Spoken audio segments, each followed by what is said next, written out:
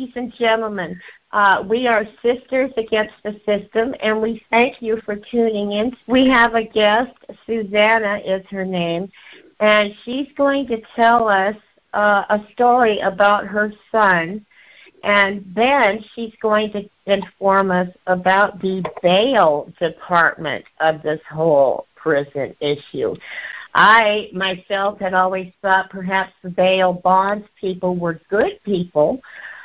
There is a television show that illustrates this. However, Susanna is going to tell us why that can get us into trouble as well. So, ladies and gentlemen, please welcome Susanna from Philadelphia. Susanna, how are you? And please tell us about your son. Thank you, ladies. Good evening. Good evening, everybody that's listening.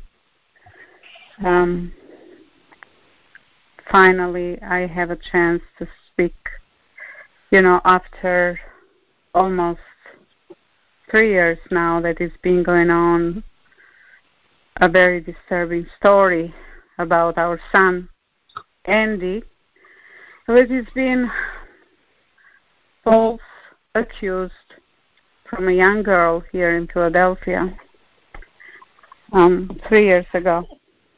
This young girl that is being accusing our son.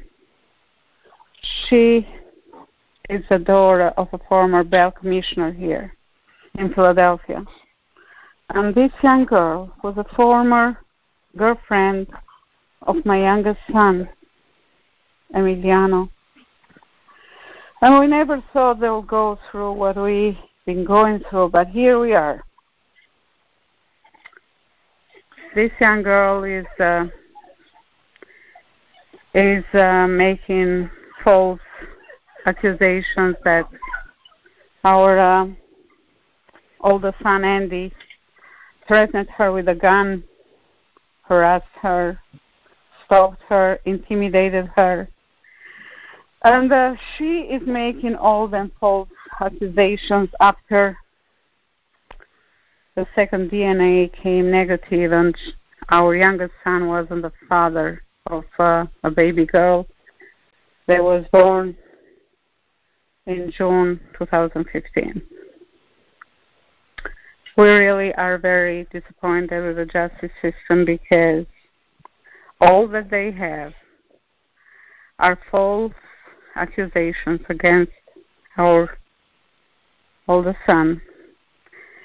No evidence, just her words. And the lawyers that we've been hiring, they said our son is going to walk free.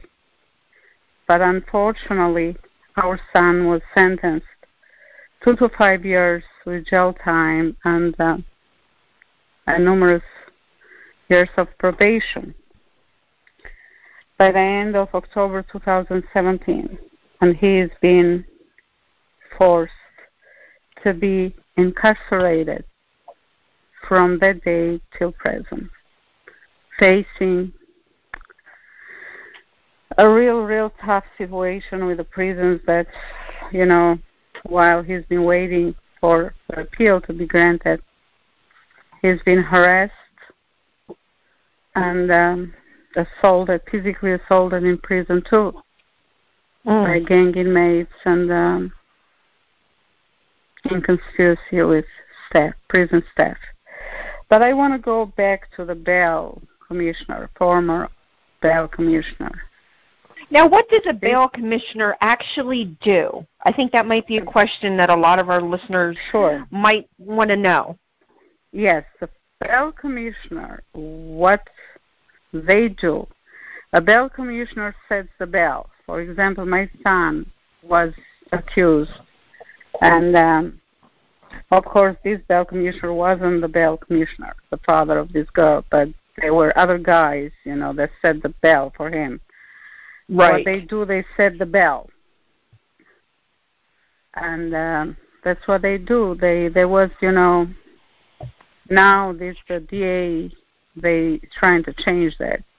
But the bail commissioner, what they do, they are like behind the doors. You don't see them. Right. And they set the bail. Like our friend Melissa was saying, we know about them being good guys or trying to help people. Right. That's what we thought. But that's not what is been happening here in Philadelphia, actually, with so many cases, including my son's case, of course, years and years here in Philadelphia. And I know about Philadelphia, but I know that people talk about bail commissioners and, all of them pretended to be law rulers everywhere in the United States. But the bail commissioners, that's what they do. They set the bail. And so they don't have anybody particularly to answer to. Right, yes, right. Yes, and they don't have nobody particularly. You don't see them, we don't see them. The only people that see them are, of course, the judges, are, of course, the district attorneys. They make them dirty deals. Right. In so many cases, like, they set the bail the way they want to set. That's what happened with our son, that this guy, the former bail commissioner, Timothy O'Brien, actually, he is being very, very well exposed as a monster. He actually hit brutally a young woman, 35 years old, a former girlfriend of his, back in 2013.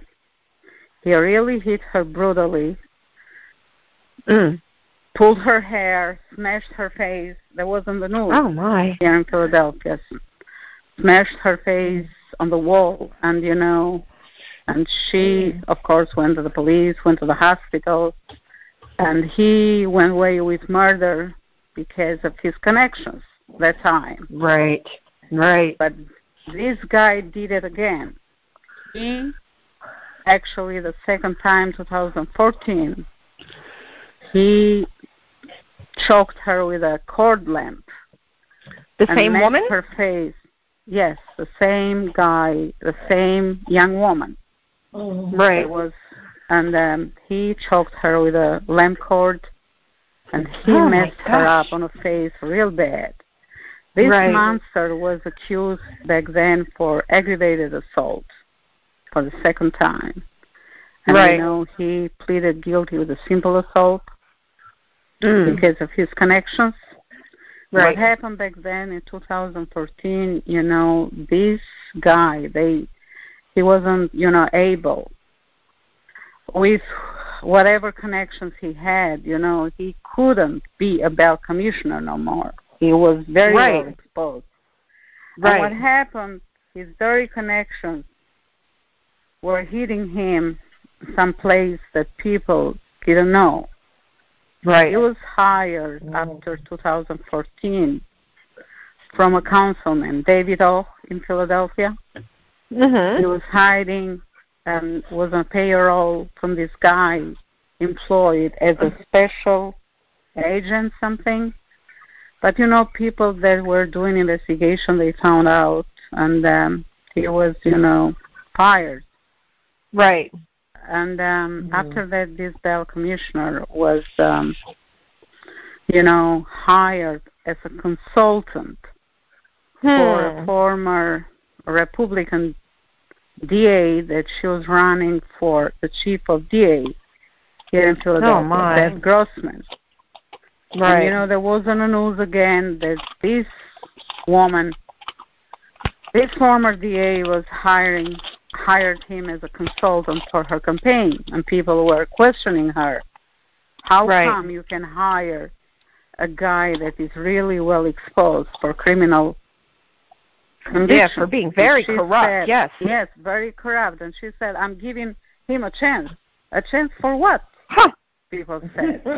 You're giving him a chance for what? They weren't worried about giving your son a chance. Right. Yes. They were giving my son a chance. They were giving this guy a chance. The guy that really, really brutally hit a young woman.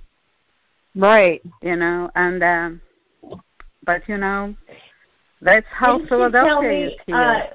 Yes. Susanna, didn't you tell me that he was afraid to go to jail because, of his role as a Yes. Yeah, that Big wouldn't time. be a He was fun place telling for my him to son, be, would it?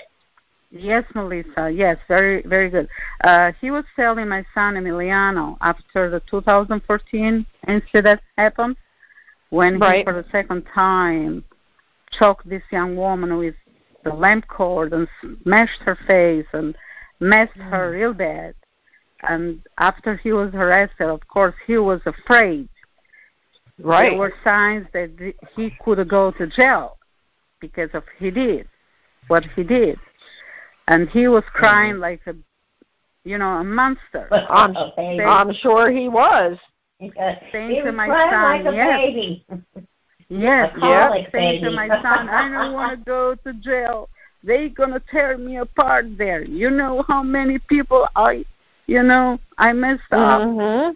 And my son was looking at him and said, you for sure, I mean, you really did that? You sent innocent people there to jail? He said, you don't know about this, because, the connection of my son and him were good. Right. He liked my son because the young man, he was looking at my son as a future son-in-law, right? Right. I mean, that's what he was looking at, but he didn't know, or maybe he knew, that his daughter was cheating.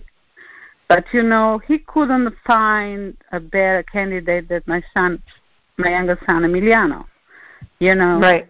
And he just, was telling him everything. And my son was really in shock that this guy, her father, was talking to him like that. But like it was just nothing. Yes, like was nothing. But poor Emiliano, he never knew that time there was going to come a time that Emiliano was going to go through hell. Right. From his daughter and from him, his connection. Now, why do you think his daughter made these accusations? The daughter made accusations because the daughter was after the money, She perfectly knew that, Emiliano wasn't the father of her baby. She used Emiliano. He supported her financially and emotionally during the pregnancy. She knew that Emiliano wasn't the father. But she never thought Emiliano would do the DNA. And he did. And what happened is that she thought financially and emotionally Emiliano was going to continue to support her.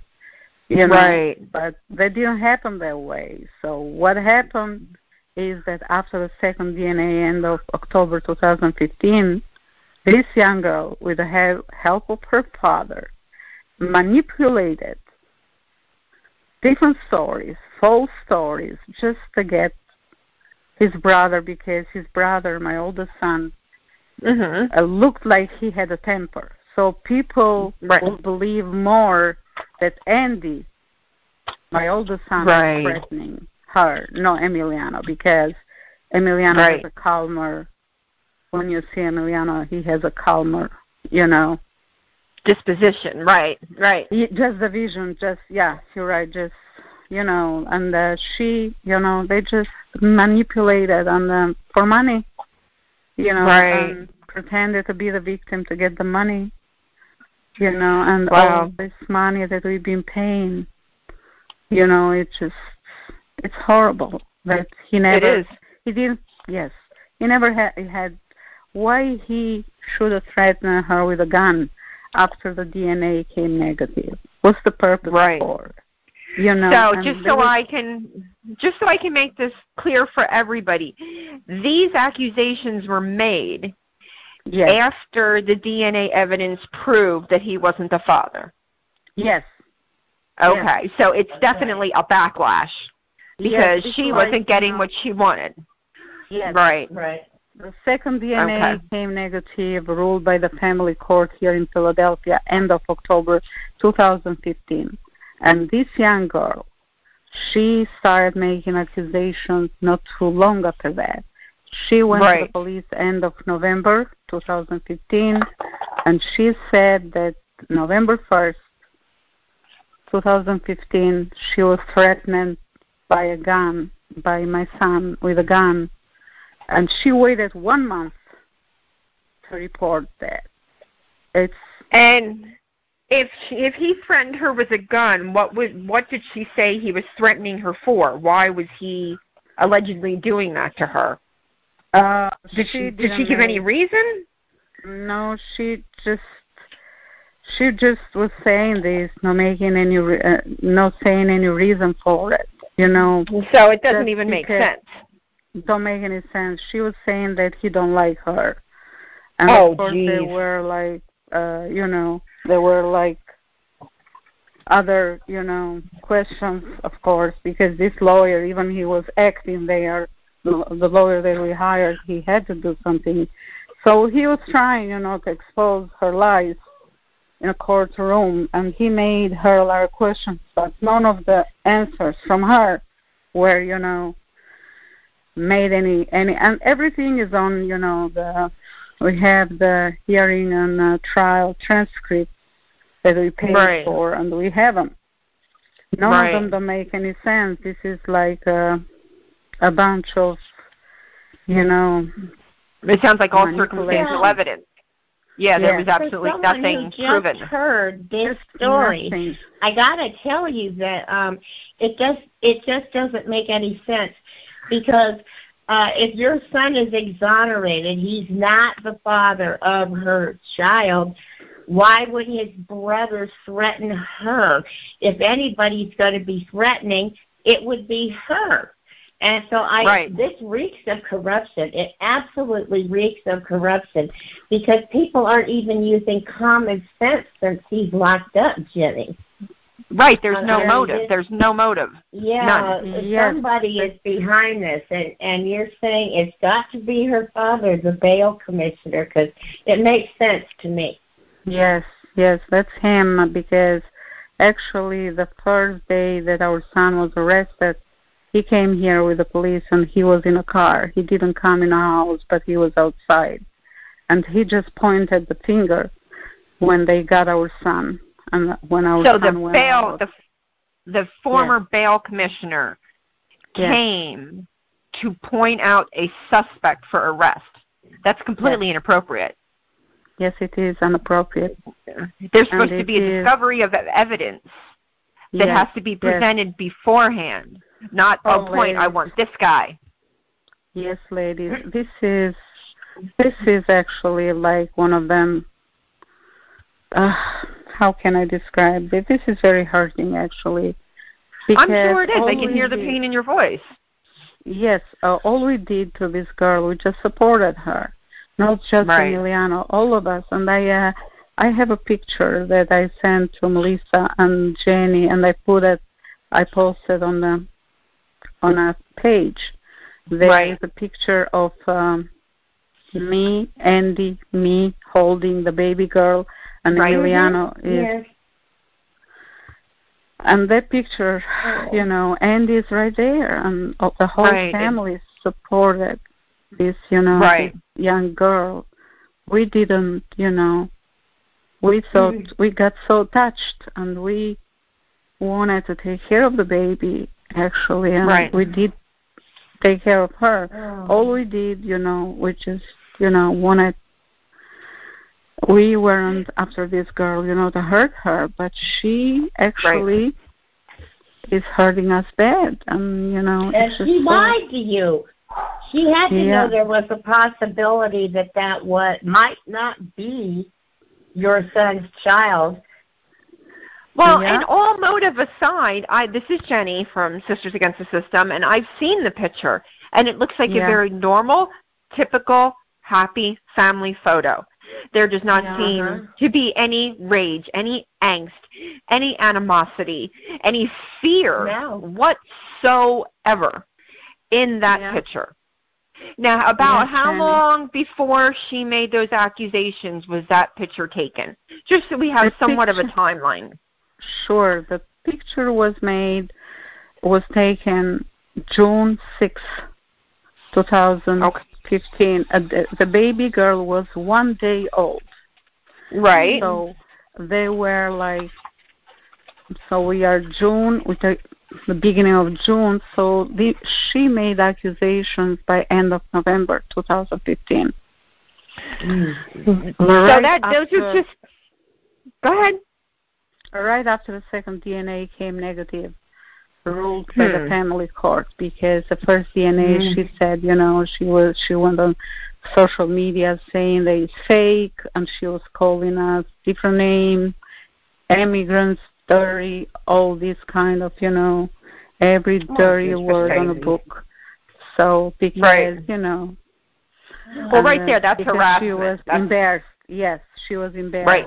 But, and she was the one, actually, that went on social media letting people know that Emiliano wasn't the father. And this was something, Emiliano got, he got so attached with the little girl. And, because he was like 9 months that she was pregnant, Emiliano never stopped taking care of the mother of the baby girl. Financially, and because, he thought we are not together, and he told her. Right. But he was still being honorable. Yes, he was, because, that's the way he grew up, Right. That's the way he is. He is very, and his brother too. And Andy too. Even Andy didn't like, her cheating here and there. He knew that she was cheating. And but he said, if this is the mother of my, my niece, I'm going to respect her. Right, you still try to make care peace. Of the baby. Right. Yes, the baby girl. That's why Andy was right there. And was very brave of him, because, Andy is he's a brave man, and Emiliano is too. But, I took so much courage of him to come that day, and he held the baby too. I should find the picture. And I mean, just from, a bystander in this situation, someone that is able to stand back and watch their brother suffer, someone that's willing to take care of a child and a mother, does not sound like the character of a person who is then going to go threaten a mother's life with a gun. The two it doesn't make any sense. Especially after he finds out that his brother's off the hook. Exactly. Going after with a gun, he'd be at the store preparing for a party. Hey, my brother's not the father. We don't have to worry. It makes no sense. Which tells me it reeks of corruption. There's a reason he's behind bars. Somebody wanted him there. Right. Yes, and she played the victim to get the money, that's how that goes. That, most of the money that we paid for the lawyers, for the bail, of course, goes to her. And, and all that percentage, like for the victim, because she's defending the victim. That's how they plan it, for the money. Right. And we never, yes.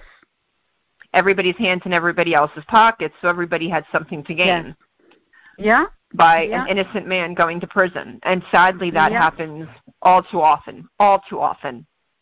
It really does. It's so sad, because my son Andy met so many guys there, actually, unfortunately, that been there longer than he's been, and, been sentenced more than he is. And they keep telling him, Andy, we know that you are here for nothing, but look at us, and they tell their story. So Andy's writing their stories too, because Andy, I told Melissa, he's very capable of writing, and so, and he wants to help them guys with everything that he can help them, because they've been you let him too. Know. You let him know from Sisters Against the System. If he would like to write down his story in his own words, you can definitely read it for him. And we will record it and we will broadcast it, because he deserves to have a voice. Everybody deserves to have a voice. And if that's something he would like to do, you can read it exactly in his own words, We would be more than happy to do that for him. Let him know that there is help. There are people that care. He's not forgotten. And we're going to do everything in our power. You're welcome to hook you up with all the resources that we have at our disposal, whether it be lawyers, other advocates. You know, I mean, my personal thought, having someone that I love that's incarcerated, my husband, there's no stone not to be turned over. You shout it to absolutely everybody that will listen, because you never know which voice is and which ear is going to be the one that's going to lead to him coming home. You know, I mean, we're seeing so many people released over DNA evidence, and, you know, men and women that have suffered for decades in prison, wrongfully convicted, are coming home. We can't give up. And it all starts, I say it all the time, it all starts with one voice, you know, and you're his voice, and we're here to support you every step of the way. Thank you so much. And I want to support the others too. And he wants to support, like you. I mean, all of us want to support people. And we're going to come with more stories, and we like to help. I mean, we want to help, because people are helping us without the help, actually. He has, my sons, they have good friends. And actually, to be honest, they are only his friends that, you know, will tell you stories, you know, and will tell. And we're all in it together. Yes, we are. Yes. Absolutely. You know. Absolutely. So, and what I would love to offer you is, I would like to see if we can work together on this, is get a timeline of everything you're telling us, and we will put it together as a PowerPoint or something, and we will put it on YouTube, and we will blast this and blast this and blast this until somebody says, wait, I can help them. And it will happen. Okay. We just got to keep doing it. That's a marvelous idea, because when I was listening to the Tony interview this morning, he said Florida is a state where they like to keep things hidden. So if you put it on blast, they will probably correct it. Now, the same will go for Pennsylvania. If they're trying to keep something quiet and you put it on blast, well, that presents a real problem. And they want to shut it up and get it out of the way. Great idea. And what we can do too is look at the government that's going on there, and then there's a site on the internet. It's called Open Source, that you can find out who made what campaign donations to whom, and you just find the paper trail, who's in whose pockets, because it all comes down to money. All of this corruption comes down to money. Somebody's benefiting it, and we just have to find out who's benefiting from it.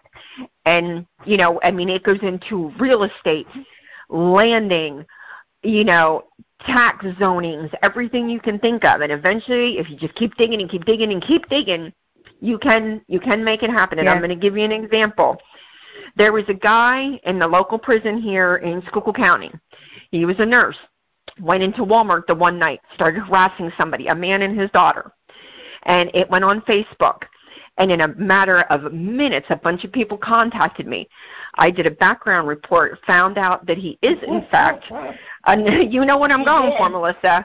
Yeah, and I found we got his name and everything. We started a petition. In less than 2 weeks, we got almost 3,000 signatures, and the man was fired. So it can happen. It can happen.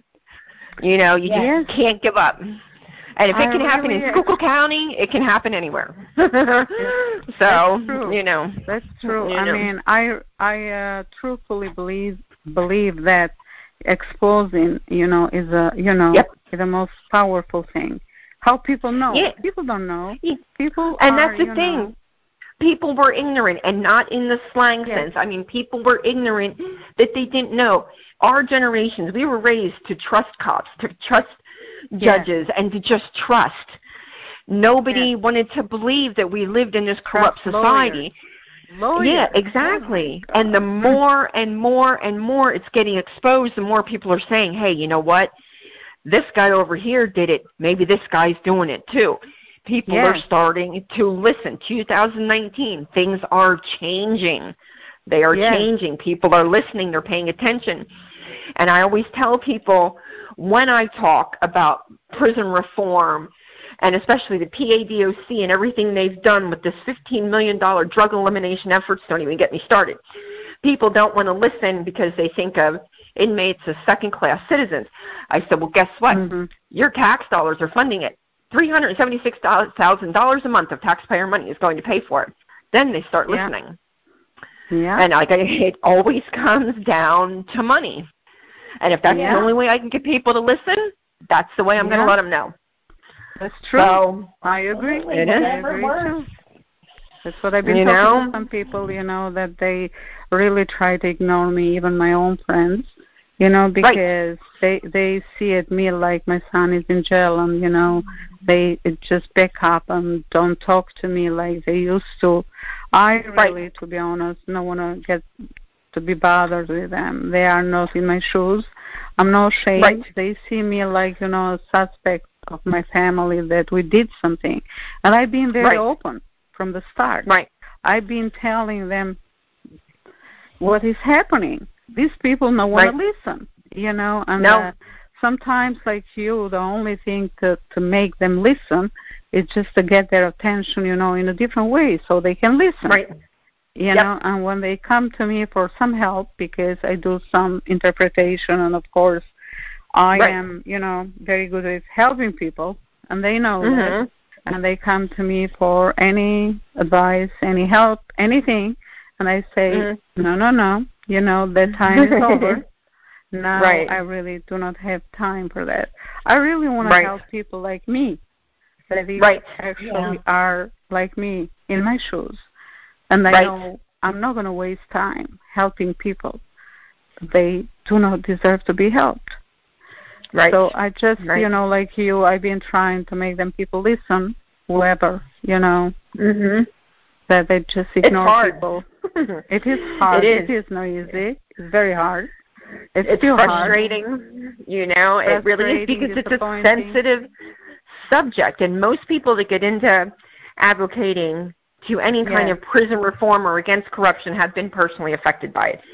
So chances are it's people that we love. It's my husband.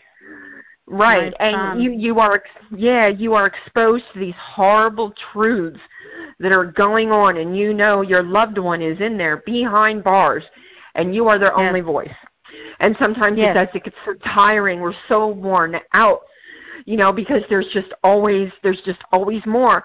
I said to Melissa, I think it was Melissa the other day, I said, I can't type emails fast enough to quote the corruption that I uncover. Yeah. I mean, it is just unbelievable, but you just keep chugging along, and then, but every once in a while you'll find somebody that does listen, and it boosts your spirit, and it's just enough to give you that hope that, what, and I can do this.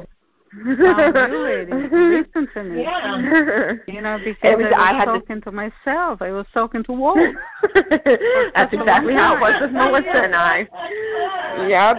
That's exactly how it was with Melissa and I. I'm the only one there either. I've done that too. I'm so happy that I found you, because I found you actually when I was really, really feeling very depressed. And, it's just all these emails, all these writings, all this writing, all this, it's just, I was feeling like, lost, like the only voice. Right. And, it just, I was feeling I was pregnant again. And, this baby wants to come out. And he cannot come out. And, and it's taking so long. And it's just, I found you. And it's just, Yep, I know what you mean. It's not good to do it alone. No. You need support. And us women do so much better together with each other, especially if we're talking about the prison system. Right. Yeah, and I mean, it does. Sometimes it feels like you're in the middle of the desert and you're just screaming and nobody's listening. So, just having other people to talk to back and forth and make it feel like you're not an alien on a strange planet, that it makes sense to somebody else, and we've created such a network, and I mean, this is nationwide now.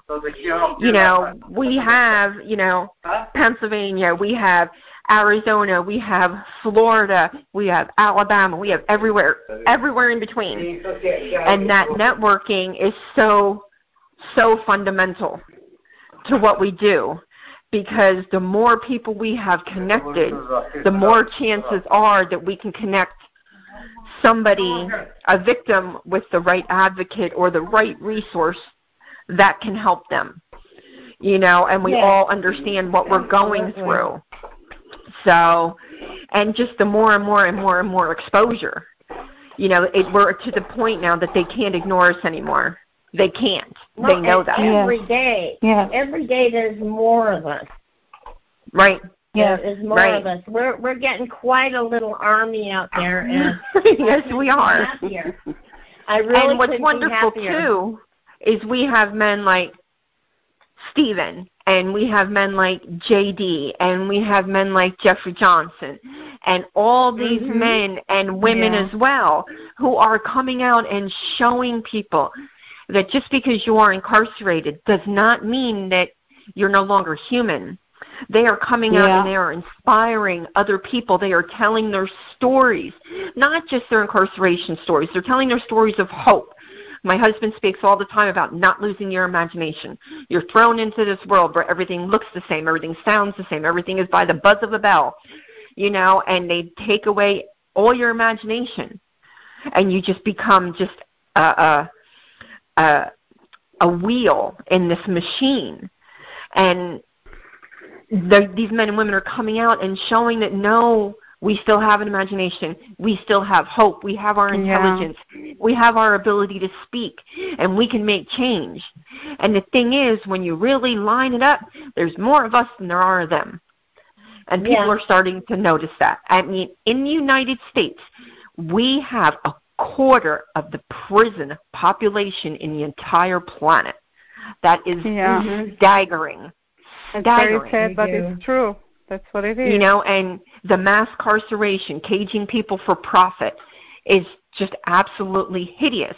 And I mean, I delved in deep with GEO and found out that at the last presidential election, they donated $276,000 to the Democratic presidential candidates.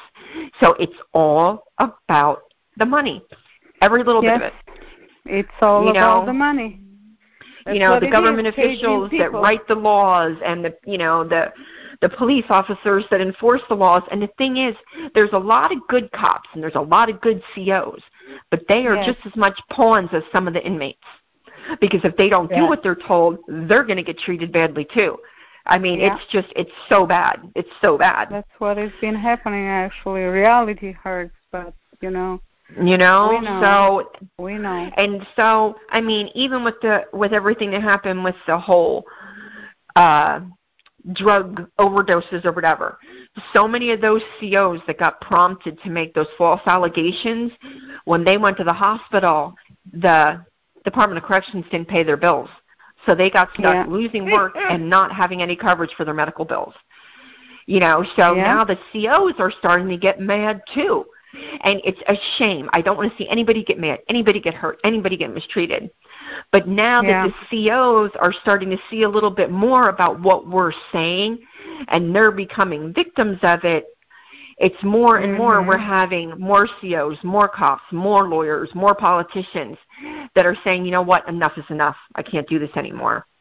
And, the wind it's changing. The house of cards is starting to crumble. And it's long overdue, long overdue, and there are so many good resources, the ACLU, the Innocence Project, the Amistad Law Project. There's so many. I know Governor Wolf just met with the task force for wrongful conviction, and he's starting to look more into 942, which is the life without parole, separating murder 1 and separating murder 2, because you'll have so many of people that are going to jail for murder as an accessory and doing life without parole when the actual murderer is getting out in 7 years. I mean, it's just from the bottom up. Everything's got to be straightened out. And I mean, it's definitely like a 4th of July right now. Things are exploding in every different way. but there's hope, and I think that's something that's been missing for a very, very long time. If there's hope, things can change. Yeah. And just like you said, I was just like with you, after my husband was incarcerated, I was lost. And I just happened to stumble upon National Prison Reform Chat. And I made a comment. And I messaged the page, and this woman named Melissa said, "Hey, can I give you a call?" And I said, "Sure." And we talked on the phone for about an hour and a half while I whined and complained. And the rest is, Sisters Against the System history. And here we are. Oh, God. And we're going to have more sisters coming. Yeah. So, we just can't give up hope. If they can find hope to get up every morning inside that prison, we can find hope to get up and keep carrying on. That's true. It's hurtful, but that's what it is. It is so hurtful. Many times and you know it, the feeling when the loved one, my son, calls from there, and I can hear in the sound of his voice, he's not doing well. But he just, tries to keep that to be strong for us. And he says, "I'm okay, Mom.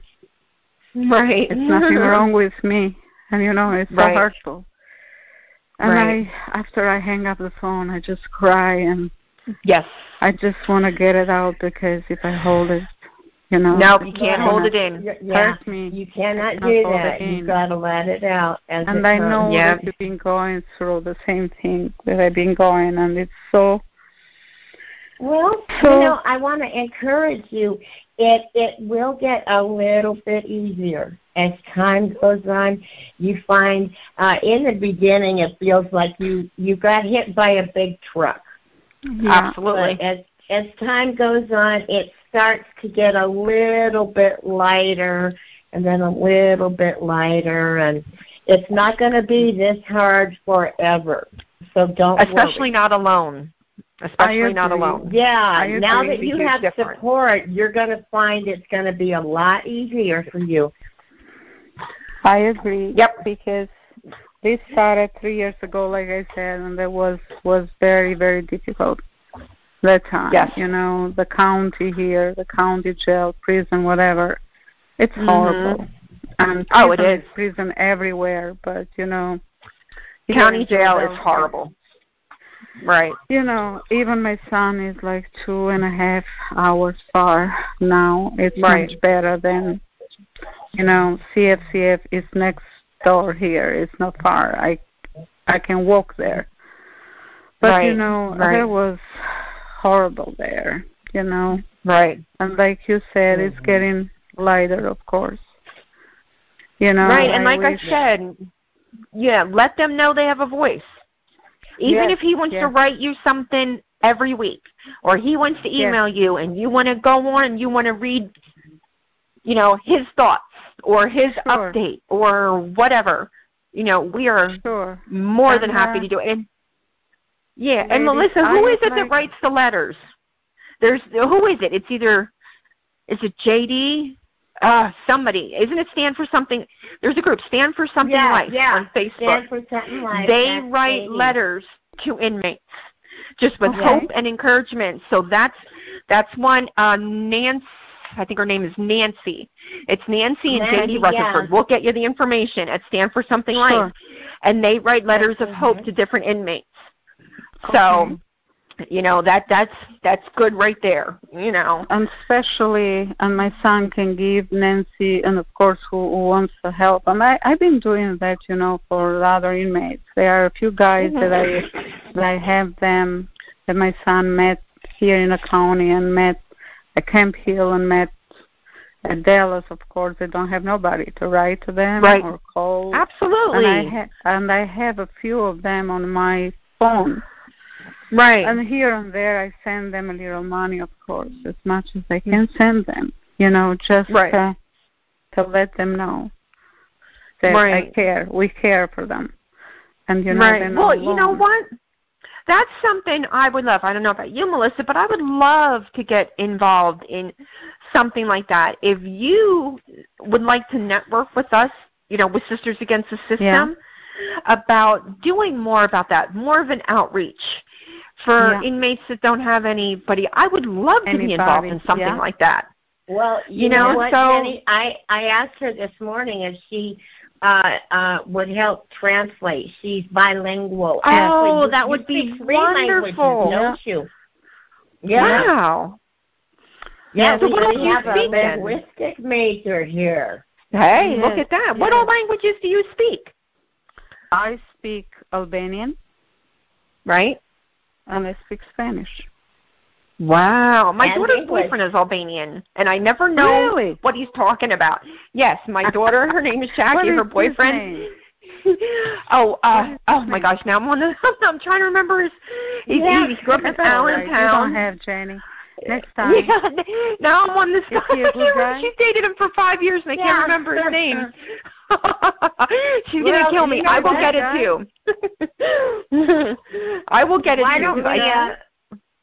We're just about out of time, ladies. Why don't we finish this show up, and we'll have a little chit-chat afterwards, as we always do, because we're ladies.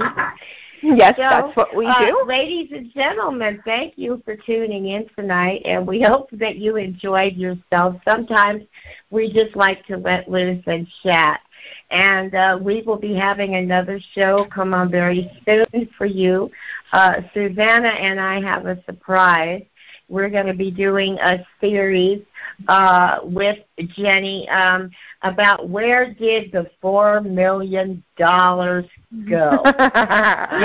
Philadelphia was allotted $4 million for prison reform, and we would like to know where it is. Where it is? Sounds we have no idea.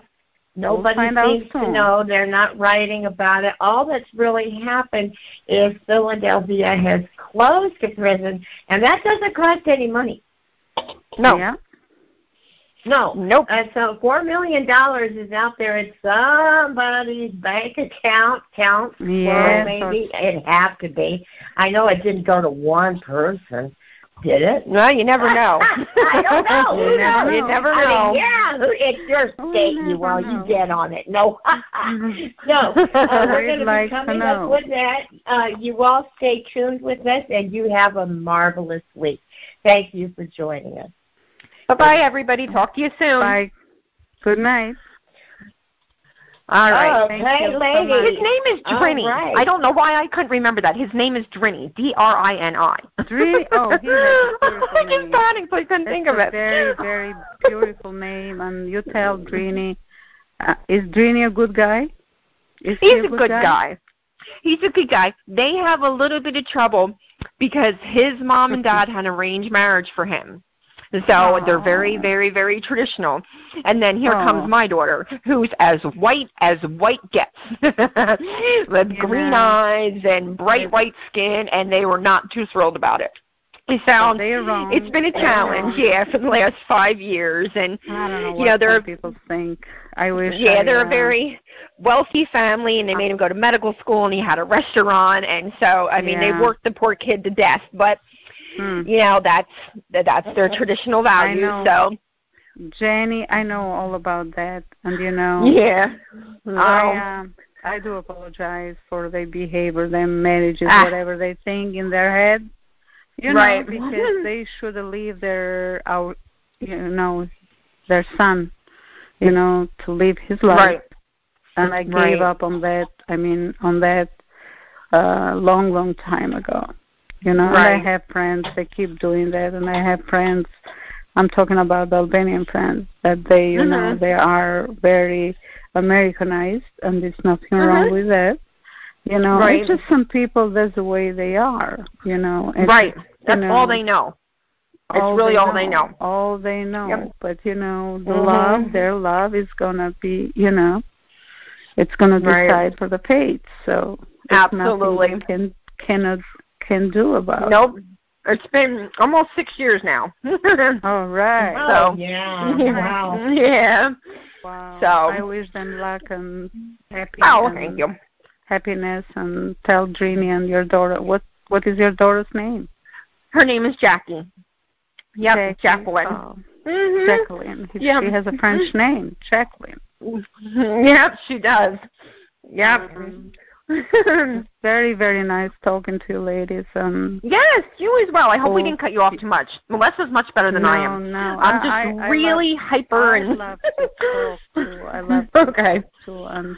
It's nothing wrong with talking. I think talking, laughing, and watching romantic movies, listening to the music is all good, and it's, right. It's just make the stress go away, disappear. Yes, and that's it. And that's one thing. If you need to talk, you go on that group and just type it in. One of us will get to you as soon as possible. Thank you. Absolutely. Now. And you do the same too. Alone. I know you both are busy, and I know. But we have a lot of room. We're not that busy. I was going to say, there's a lot of nonsense that goes on, sharing cat videos and everything. You can imagine. Now, I was thinking about it. You said your son writes, right? He's a good writer? Yes. Okay. There's a thing on Facebook. It's called Inmate Swap and Support, I believe it is. That what it is it's like a marketplace for anybody that draws, writes, or whatever. If he wants to do that, send it home. You can put it on there and sell it. Sure. Make him some money. Because what's nice about that is men and women can send things home, put it on, and make their own money, which makes them feel, because like my husband hates the fact that he isn't earning money. Yeah. So tell him about it. Yeah, there's a bunch of, goofy things that we have found. And, I mean, Melissa has it in the works. We were thinking about doing a fundraiser, sweatshirts, and what are some of the other things that you had come up with, Melissa? My son has yoga a friend. pants are popular. That's right. My son has a friend. Okay. He has a friend, and he wants to do clothing too, T-shirts and stuff, designing. Okay. Oh, okay. So he has a friend out here. He's wealthy. He's wealthy enough, and he wants, to support my son, of course. Well, there we go. And if he wants to do some kind of fundraiser type thing, where he wants to design shirts or whatever, we can publicize it on SAS every different, way we can, and also an inmate swap and support or swap and shop. I forget exactly what it is. I'll send you a link for it. Okay. And then we can network and get it out there. So. There's and that's it. And the more busy you keep yourself, and the more kind of strange way to say it, the more you integrate his incarceration into your daily life, the less weird it is. Like I said, me and my husband act like we always have. We talk about all the normal, goofy, boring stuff, and he sends recipes, and I try to give him his voice as much as I can, and that stuff makes a huge difference.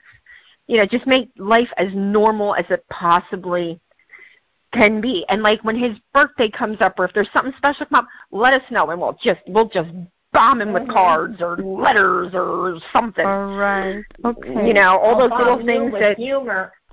And also the same for yours too, and for anybody that we can do, Hey, if you want to get that started off, and you want to, because everybody needs projects.